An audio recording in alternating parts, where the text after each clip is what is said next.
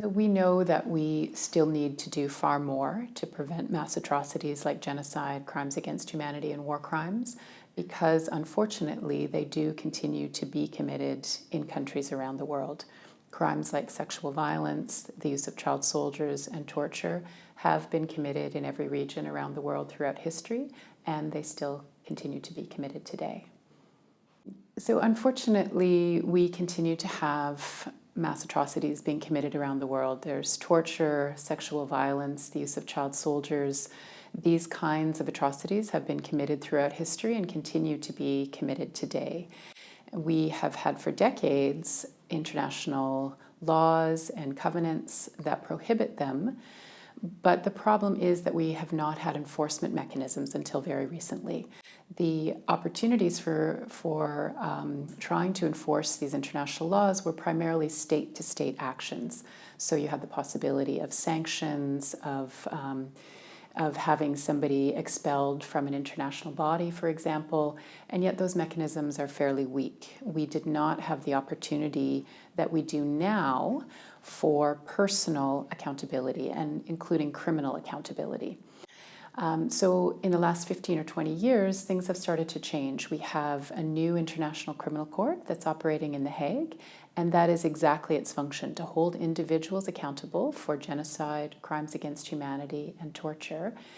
And it has served also as a catalyst for the development of national legislation to try to prevent these acts. So that's really the opportunity that we have now, is to use the ICC and to have domestic trials in countries around the world so that we have a web of accountability mechanisms and we actually have the possibility of deterrence of these crimes. Now, I will say that people often question that possibility of deterrence. Do you really have that potential just because you have laws in place and you have the International Criminal Court? Can you really deter genocide, for example? And the analogy that's important to keep in mind is that it's very similar to what we have at the domestic level. So we have domestic laws in place that prevent things like murder and other crimes. Of course, we don't prevent all crimes at the national level, but we can only imagine the chaos that we would have if we had no possibility of enforcing, and everybody knew that. And that's the kind of chaos that we have had at the international level as a result of not having these enforcement mechanisms.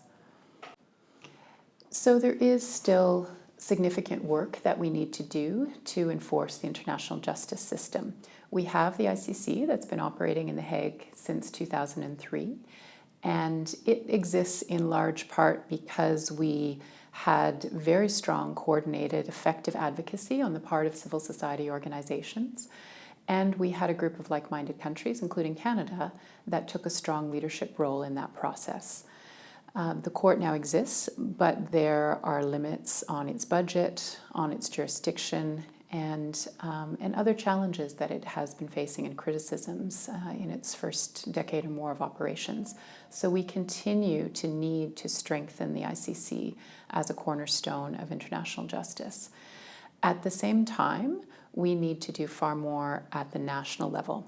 So the ICC is creating a catalyst for the creation of national laws outlawing international atrocities, but that legislation is not necessarily strong in many countries, and it's not necessarily being used or used effectively, and that includes in Canada. And so we really do need both to strengthen the international system and to look at what more we can do to strengthen the possibility of criminal trials domestically and civil litigation as well.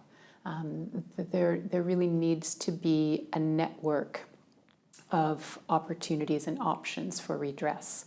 So, for example, with the ICC and with the possibility of criminal prosecutions, there still would be the gap, even if you had a significant number of cases going forward for criminal prosecution in Canada.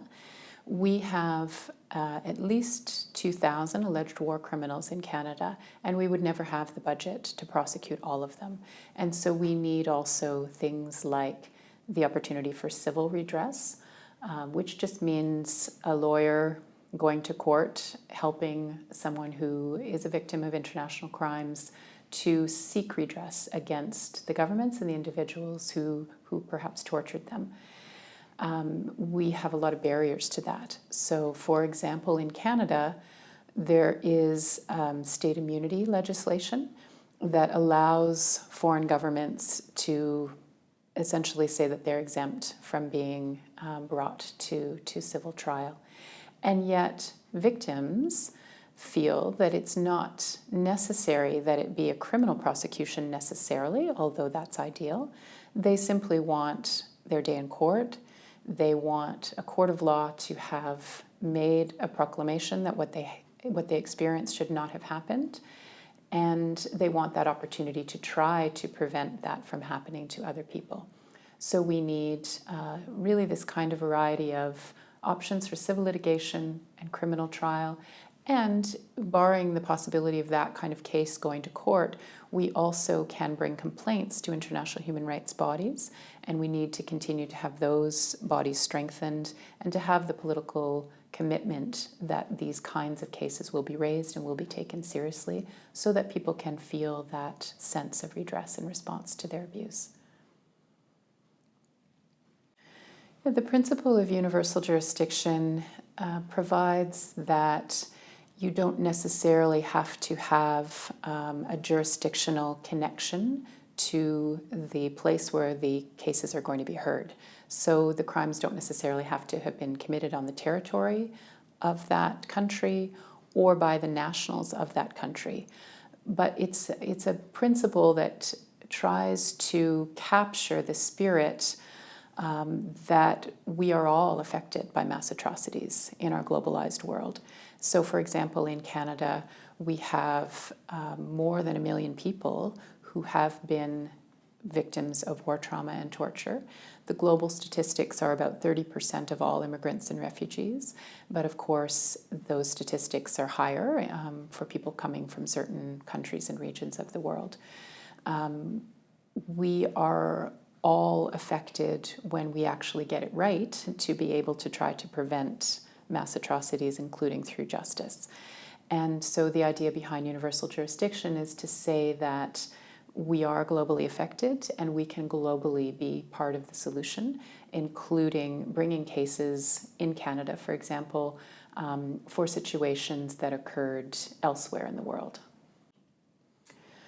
Well, Canada was among the first countries to ratify the International Criminal Court Treaty, and it was the first actually to create this domestic war crimes legislation to provide for the possibility of bringing criminal cases in Canada for the commission of mass atrocities.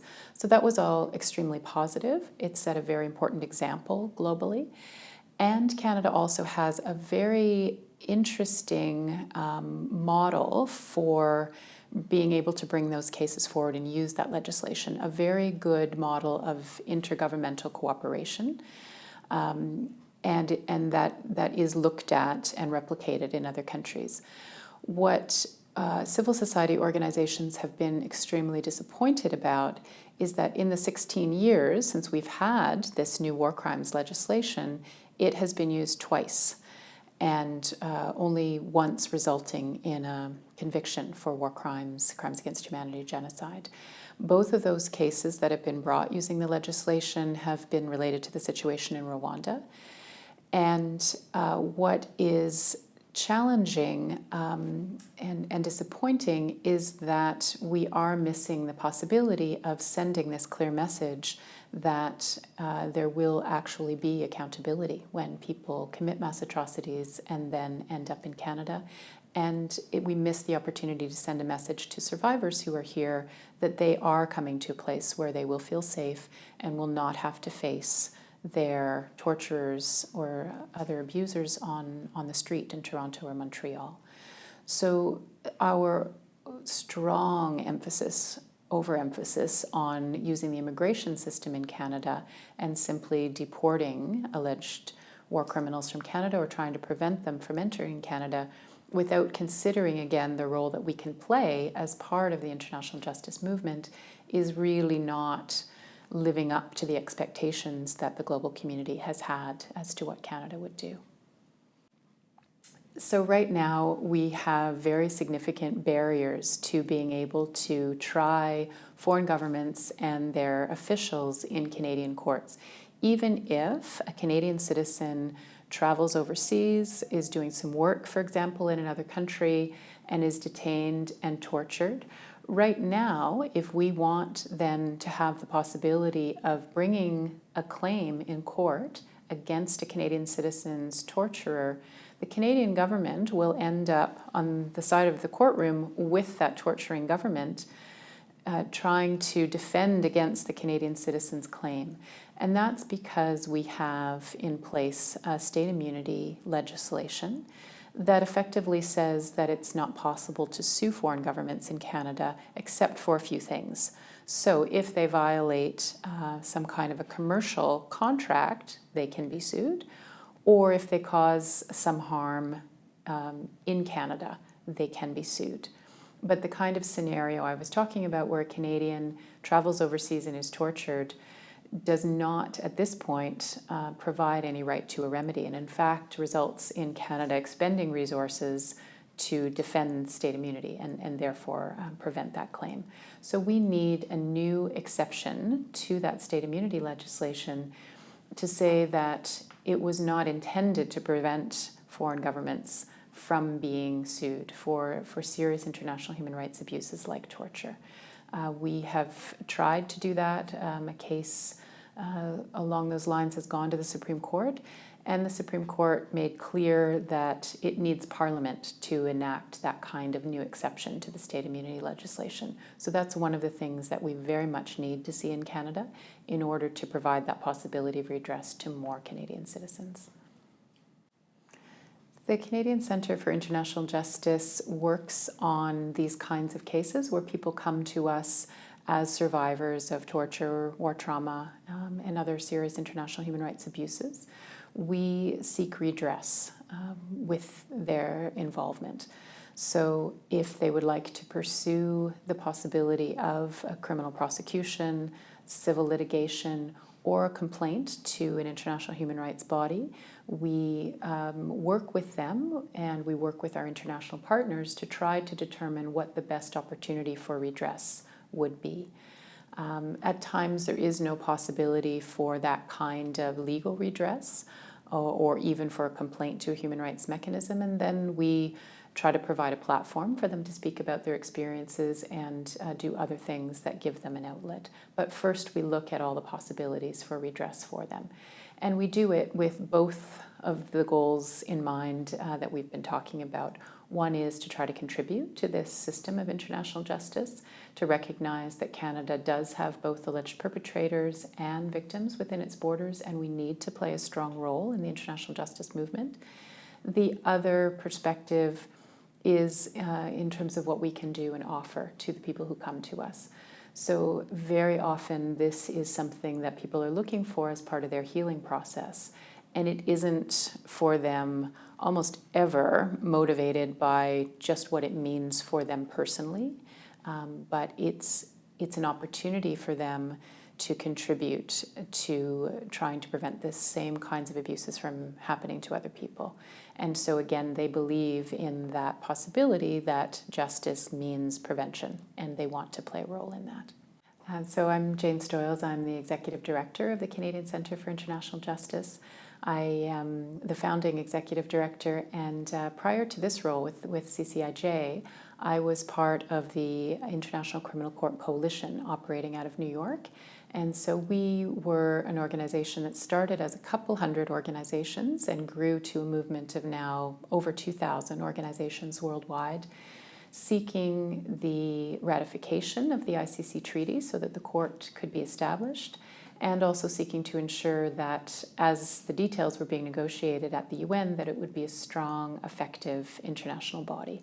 And so I had the wonderful opportunity for a few years to coordinate that work out of New York. All of these legal experts and advocates of children's rights and women's rights working around the world, trying to coordinate those voices so that we could achieve those objectives. And it was an incredible movement and campaign that resulted both in ratification of the treaty and in a relatively strong court. Of course, there were more things that we were not able to convince governments to do, but people, when I started with the coalition, said that we would never see the treaty's entry into force in our lifetimes. This is not all about African dictators, as international justice issues are often portrayed.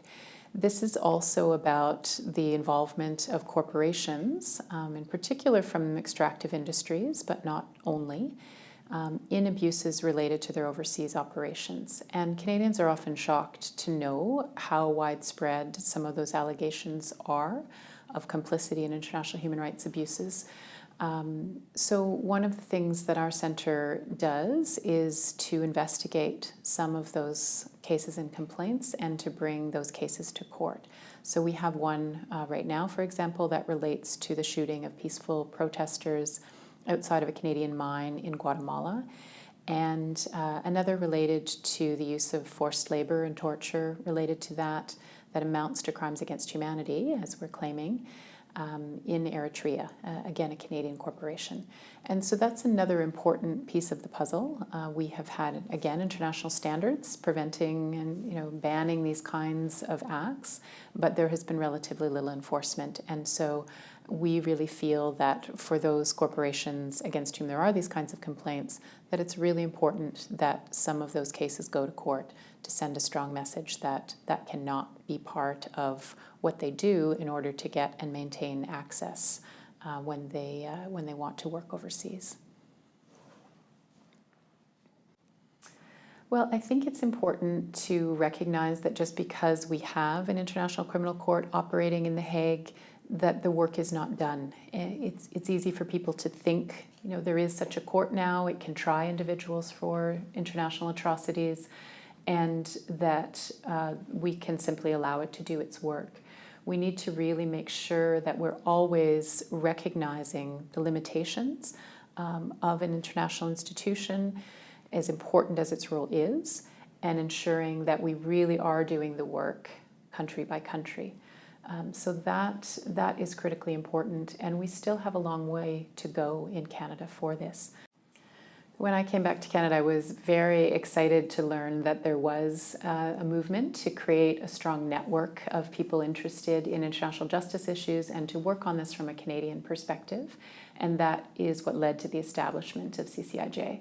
And so in addition to working with individual survivors, we are working towards this kind of law reform and policy change that I've been talking about that we need to see in Canada in order to make this contribution to the international justice movement. So in terms of what people can do, we do have established organizations like CCIJ and others working on these issues. And for the average person, the most important thing they can do is to get informed, to get on our newsletters and be part of our social media feeds, to receive this kind of information and then to respond to the requests for action, to sign petitions, to contact their members of parliament about the need for these kinds of changes that I've been talking about. Of course, financial support is always part of it. Money is fuel. We have expertise. We have networks of people doing a huge amount of work on a volunteer basis. And of course, we have some costs. And if people want to make a contribution, it allows us, particularly with this kind of legal work that has potential for very big impact, but can spread out over time, it gives us that possibility of being able to do that work and keeping that sustainable. For people who are themselves victims of atrocities or for communities in Canada affected by atrocities, there is also on the CCIJ website the opportunity to go through the options for redress, see what might be available, and then to get in touch with us and to get involved in a much more in-depth way. And we certainly encourage people to do that.